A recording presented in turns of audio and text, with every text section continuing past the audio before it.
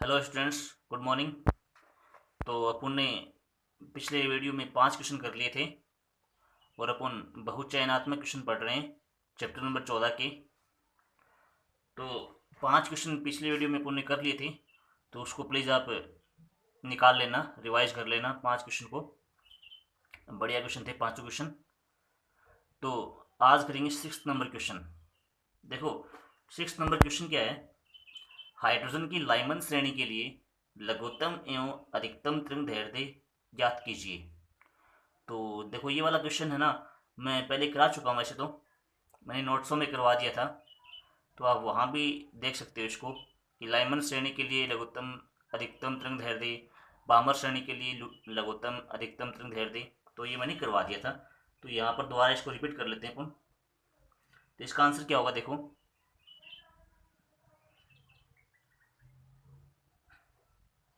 इसने पूछा है लघुत्तम तरंग दैर्ध्य। क्या पूछा है, सबसे पहले निकालेंगे लाइमन श्रेणी के लिए लघुत्तम तरंग दैर्ध्य। लाइमन श्रेणी है और क्या निकालना है। देखो, लाइमन के लिए N1 तो फिक्स होता है भाई, 1। N1 कितना होता है, फिक्स होता है 1। और अपने को सबसे पहले निकालना क्या है, लघुत्तम तरंग दैर्ध्य निकालना है। तो लघुत्तम निकालना है, तो वो क्या करेंगे, लघुत्तम मतलब न्यूनतम तरंग दैर्ध्य। तो देखो, लघुत्तम के लिए ना ऊर्जा अधिकतम होनी चाहिए। लघुत्तम तरंग दैर्ध्य ना, तो E बराबर एच सी अपॉन लेमडा होता है ना, E बराबर एच सी अपॉन लेमडा। तो ये आप यहाँ से समझ सकते हो, अगर लघुत्तम तरंग दैर्ध्य है तो ऊर्जा क्या आएगी, अधिकतम आएगी ना। तो समझने के लिए टॉपिक की लघुत्तम तरंग दैर्ध्य है, तो वहाँ पर ऊर्जा क्या आएगी, ऊर्जा अंतराल क्या होगा, अधिकतम होगा। ऊर्जा अंतराल क्या होगा, अधिकतम होगा। क्योंकि क्योंकि वही ऊर्जा अंतराल अधिकतम क्यों होगा, क्योंकि ई बराबर क्या होता है, एच सी अपॉन लेमडा होता है ना। तो यहाँ से साफ साफ दिख रहा है आपको, अगर लेमडा न्यूनतम है तो ऊर्जा अधिकतम आनी चाहिए। और ऊर्जा अधिकतम कब आती है, जब जब जो इलेक्ट्रॉन है वो अनंत से वन में आता है, अनंत ऊर्जा स्तर से वन ऊर्जा स्तर में आता है, तभी तो ऊर्जा अधिकतम आएगी ना। जब अनंत से वन में आएगा तो ऊर्जा अधिकतम होगी। तो ध्यान रहे, लघुत्तम तरंग दैर्ध्य के लिए आपको N2 लेना पड़ेगा अनंत, और N1 लेना पड़ेगा 1। ये बात है इसमें, ठीक है। N2 लेना पड़ेगा अनंत और N1 लेना पड़ेगा 1। तो आप इसमें देखो, तरंग दैर्ध्य पूछा है तो तरंग दैर्ध्य वाला सूत्र कौन सा होता है, 1/λ वाला। तो इसमें 1/λ काम में आएगा, 1/λ r 1/N1² minus 1/N2 square. ये काम ले लेंगे अपन, तो काम में ले चलो, आप मान रखो 1/λ बराबर r 1/N1²। N1 कितना, 1 है। N2 कितना है, अनंत है, तो अनंत स्क्वायर। तो 1/अनंत कितना होता है, 0 होता है। 1/अनंत 0 होता है, मान रख दो। 1/λ बराबर r, ये 1/1 1 माइनस 1/अनंत 0 होता है भाई, 0। तो ये कितना बन जाएगा, 1/λ बराबर r। और यहाँ से लेमडा बराबर निकालना है, तो लेमडा बराबर 1/r। और 1/r का मान कितना होता है, 912 कितना होता है। यदि आप यहाँ पर r का मान रखोगे, आप r का मान कितना होता है, 1.07373 गुणा 10⁻7। तो यदि मान रखोगे आप यहाँ पर r का मान रखोगे, मीटर इनवर्स में जो मान होता है, तो मान रखने के बाद क्या आंसर आएगा, r का मान कितना होता है, दोबारा रिपीट कर रहा हूँ, 1.09373 गुणा 10⁻7 मीटर इनवर्स होता है। तो याद होना चाहिए। वो इसका एंगस्ट्रम में क्या आंसर आता है, एंगस्ट्रम में ये वाला आंसर आता है 912। कितना, 912। तो लेमडा मिनिमम आ गया भाई, लेमडा मिनिमम कितना आ गया, 912 एंगस्ट्रम। किताब में गलत आंसर दिया हुआ है, किताब में यहाँ पर 909 दिया हुआ है, लेकिन 912 होता है। दूसरा निकालना अधिकतम तरंग दैर्ध्य। तो अधिकतम तरंग दैर्ध्य भाई, तो अधिकतम कैसे आएगा, अधिकतम के लिए ऊर्जा न्यूनतम करनी पड़ेगी, ऊर्जा न्यूनतम। तो ऊर्जा न्यूनतम करेंगे ना, इसमें देखो अधिकतम तरंग दैर्ध्य के लिए ई मिनिमम करनी पड़ेगी अपने को, क्या करनी पड़ेगी, ई मिनिमम। और H C upon lambda maximum करना पड़ेगा, तभी तो इसका आंसर आएगा, है ना। तो लेमडा मैक्स ई मिनिमम कहाँ होती है, जब वो 2 से 1 में आएगा। जब कहाँ से आएगा, 2 से 1 में आएगा। तो N2 बराबर 2 रख देंगे और N1 रख देंगे 1। तो इसका आंसर 1/λ इक्वल टू लिख दो आप आर 1/n1² 1/2² 4 बन जाएगा। तो 1 - 1/4 कितना होता है 3/4। तो आर 3/4 इसको उल्टा करना पड़ेगा, लेमडा इक्वल टू कितना आ जाएगा 4/3r। तो यहाँ पर आप मान रखोगे 4/3 912। ये 1/r का मान रख दो भाई, 1/r का मान रखना पड़ेगा। यहाँ 1/r आया हुआ है तो 912 एंगस्ट्रम। तो यदि आप गुणा भाग करोगे तो 1216 इसका आंसर आ जाएगा। देखो नेक्स्ट क्वेश्चन बहुत अच्छा क्वेश्चन है। दिया गया चित्र है, इसमें चित्र नहीं दिया गया भाई, ये क्वेश्चन थोड़ा सा गलत है, किताब में गलती हुआ है, मिस प्रिंट है। तो देखो दिया गया चित्र जो है किसी परमाणु की ऊर्जा स्तरों को दर्शाता है। ऊर्जा स्तरों को दर्शाता है जब इलेक्ट्रॉन ऊर्जा स्तर 2e से e में संक्रमित होता है। ऊर्जा स्तर 2e से जब e में आता है और तो तरंग दैर्ध्य कितना है लेमडा है। लेमडा का फोटोन उत्सर्जित होता है। और यदि इलेक्ट्रॉन ऊर्जा स्तर 4e/3 से ऊर्जा स्तर e में संक्रमण करता है तब उसकी तरंग दैर्ध्य क्या होगी। किताब में यहाँ पर ऊर्जा लिखा हुआ है, किताब में यहाँ पर क्या लिखा हुआ है ऊर्जा, ठीक है। तो उसको आप थोड़ा सही कर लेना, किताब में यहाँ ऊर्जा लिखा हुआ है, यहाँ पर तरंग दैर्ध्य आएगा। तो इसका आंसर देखो, देखो यहाँ पर दो ऊर्जाएं दी हुई हैं, तो दो ऊर्जा अंतराल मतलब ऊर्जा अंतराल वाला फॉर्मूला काम में आएगा। तो ऊर्जा अंतराल वाला फॉर्मूला कौन सा होता है जिसमें ऊर्जा अंतराल आता है En2 - En1 बराबर hν, तो वो काम में आएगा। इसमें दो ऊर्जाएं दी हुई ना, दो ऊर्जाएं, तो इसमें ऊर्जा अंतराल निकालना पड़ेगा, तो वो फॉर्मूला काम में आएगी। बोर की तृतीय परिकल्पना काम में आएगी, बोर की तृतीय परिकल्पना काम में आएगी इसमें। तो बोर की तृतीय परिकल्पना क्या होती है En2 - En1 बराबर hν होती है। न्यू का मान रखते हैं c/λ, तो न्यू का मान c/λ रखते हैं, तो क्या बन जाता है ये En2 - En1 बराबर hc/λ बन जाता है। यहाँ पर ऊर्जा अंतर क्या दिया हुआ है, कंडीशन पहली कंडीशन क्या दी हुई है, वो 2e से e में आता है। जब वो 2e से e में आता है तब लेमडा है, तब तरंग दैर्ध्य क्या है लेमडा है। मतलब ये तो बन जाएगा E2, ये तो बन जाएगा En2 और ये बन जाएगा En1, ठीक है। तो ये En1 बन जाएगा और ये En2 बन जाएगा। तो दोनों माइनस कर दो आप, तो ये मान रख दो आप En2 - En1, तो 2e - e बराबर hc/λ। तो कितना बच्चा e बराबर hc/λ, समीकरण नंबर 1।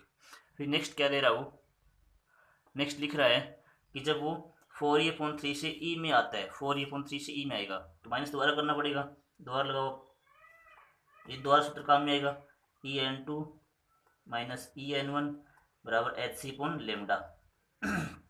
अब की बार कहाँ से कहाँ आ रहा है वो 4e/3 से e में आ रहा है ना। और इस टाइम तरंग दैर्ध्य मानना पड़ेगा, इस टाइम अपने को तरंग दैर्ध्य क्या मानना पड़ेगा लेमडा डैश मानना पड़ेगा। तो मैंने मान लिया लेमडा डैश, ठीक, क्या मान ली लेमडा डैश। तो ये En2 हो गया, ये En1 हो गया, मान रख दो 4e/3 - e hc/λ डैश। देखो क्या आंसर आएगा, इसमें 3 लघुत्तम आ जाएगा, तो 4e - 3e लघुत्तम आ गया 3 और बचा hc/λ डैश। तो कितना बचा भाई e/3 बच गया, कितना बच गया e/3 hc/λ डैश। e का मान रख दो समीकरण 1 से, समीकरण 1 से e का मान रखने पर। तो अभी यदि आप समीकरण 1 से मान रखोगे, मान रखने पर मान रखो hc/λ जो है ना, मान रख दिया e का /3 है ही, hc/λ डैश है ही, तो ये hc/λ पूरा कट जाएगा, hc पूरा कट गया, उठ गया भाई। तो 3λ बचा, तो लेमडा डैश इक्वल टू कितना आंसर आ गया 3λ, ये इसका आंसर है। देखो नेक्स्ट क्वेश्चन क्या है, देखो उत्तेजित हाइड्रोजन परमाणु में यदि बोर सिद्धांत के अनुसार कोणीय संवेग दिया हुआ है तो उसकी ऊर्जा क्या होगी। देखो देखो कोणीय संवेग NH/2π होता है, क्या होता है NH/2π। इसका आंसर लिखो आप, बोर की द्वितीय परिकल्पना होती है ना, बोर की द्वितीय परिकल्पना, देखो परिकल्पना आनी चाहिए भाई। बोर की द्वितीय परिकल्पना क्या होती है कोणीय संवेग, कोणीय संवेग mvr बराबर क्या होता है NH/2π होता है, क्या होता है NH/2π, और L बराबर होता है, तो L का मान, तो यहाँ पर L क्या दिया हुआ है,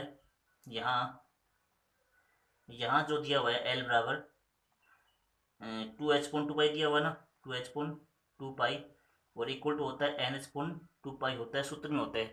तो ये देखो यहाँ से ये n का मान 2, ये NH/2 होता है यहाँ पर NH, तो NH n का मान 2 है ना, फिक्स दिख रहा है आपको कि NH/2 होता है। तो n का मान 2 हो गया ना, n का मान 2, तो द्वितीय ऊर्जा स्तर बन जाएगा ये। तो यहाँ n का मान कितना आ जाएगा, 2 आ जाएगा। आपको साफ साफ दिख रहा है यहाँ n है, यहाँ 2 है, तो n का मान 2 होगा। तो द्वितीय ऊर्जा स्तर है, तो ये द्वितीय ऊर्जा स्तर बन जाएगा, द्वितीय ऊर्जा स्तर।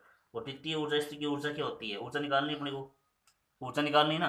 तो ऊर्जा का सूत्र क्या होता है, ऊर्जा En बराबर -13.6/n²। हाइड्रोजन परमाणु के लिए इलेक्ट्रॉन वोल्ट में होती है।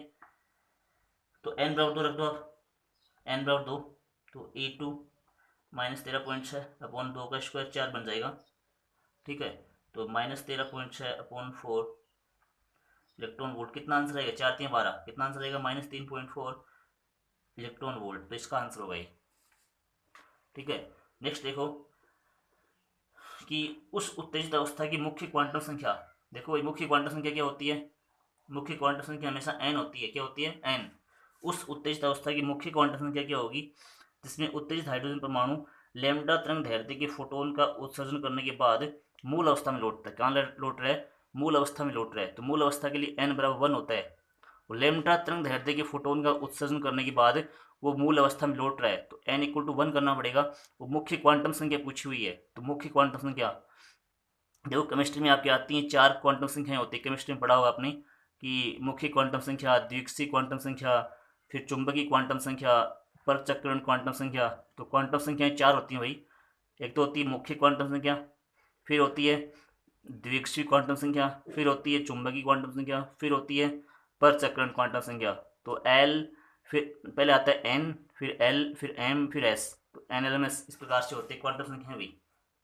तो इसका आंसर कौन लिखेंगे, तो इसमें n का मान पूछा गया, मतलब संख्याएं, वो कक्षाओं की संख्या पूछी गई है। मुख्य क्वांटम संख्या क्या होती है, कक्षाओं की संख्या होती है, n पूछा गया यहाँ पर। तो देखो तरंग दैर्ध्य दिया हुआ है, तो इसमें तरंग संख्या वाला सूत्र काम में ले लेंगे। देखो बहुत अच्छा क्वेश्चन है, इसमें मुख्य क्वांटम संख्या पूछी हुई है ना, मुख्य क्वांटम संख्या पूछी हुई है। देखो इसका आंसर करते हैं अपन।